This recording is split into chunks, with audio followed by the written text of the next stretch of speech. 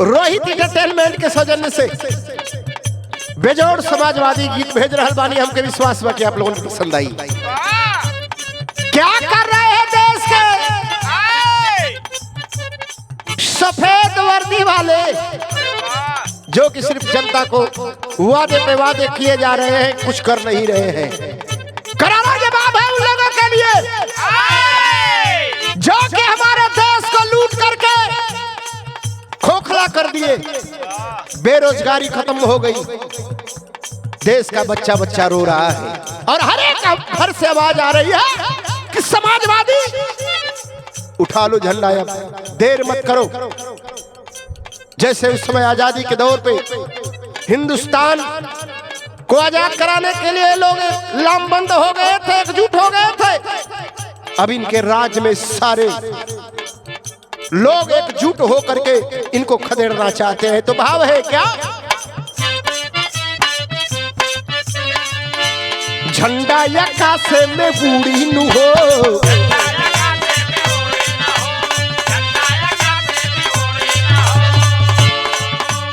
पीछे नहीं अब कोई बूढ़ी नु हो।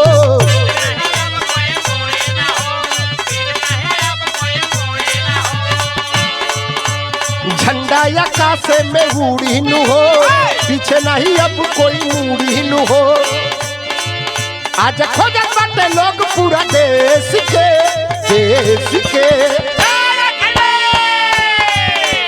पीएम बनावल जाई, पीएम बनावल जाई भैया अखिलेश के, पीएम बनावल जाई भैया अखिलेश के।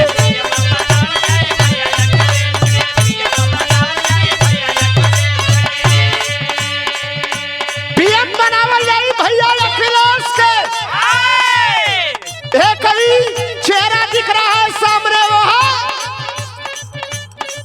राष्ट्रीय अध्यक्ष अखिलेश यादव। ताज बांध दिया जाए और देख लीजिए, अगर एक साल के अंदर पूरा हिंदुस्तान, पूरा देश अगर सुकून से अगर नहीं जिएगा तो कहिएगा। तो भाव है, मोदी जी के राजबा रोवत हो गया जबा, सबके बुआ दी होले।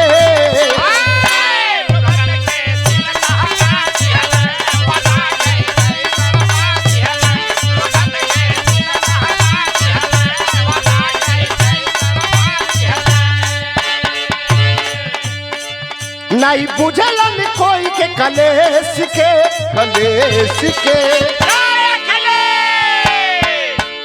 पीएम बनावल जाई। ए भैया ध्यान से सुनिए, पीएम बनावल जाई भैया अखिलेश के, पीएम बनावल जाई भैया अखिलेश के।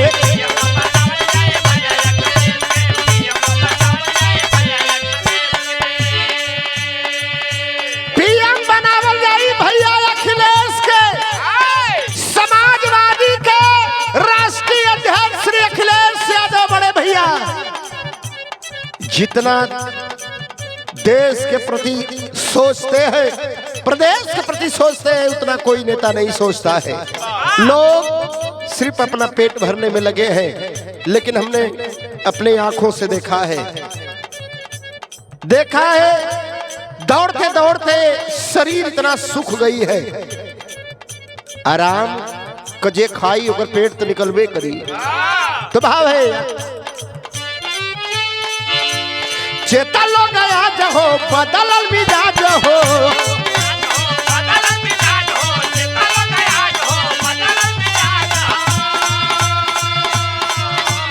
चेता लो गया जहो बदलल मिजाज हो, कहता नहीं हम फरिया के।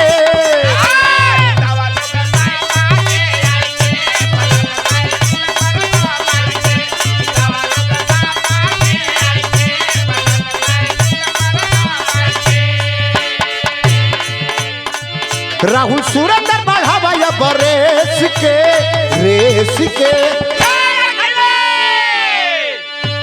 पीएम बनावल जाई,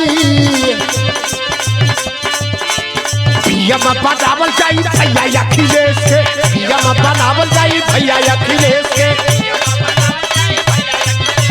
पीएम बनावल जाई भैया अखिलेश के।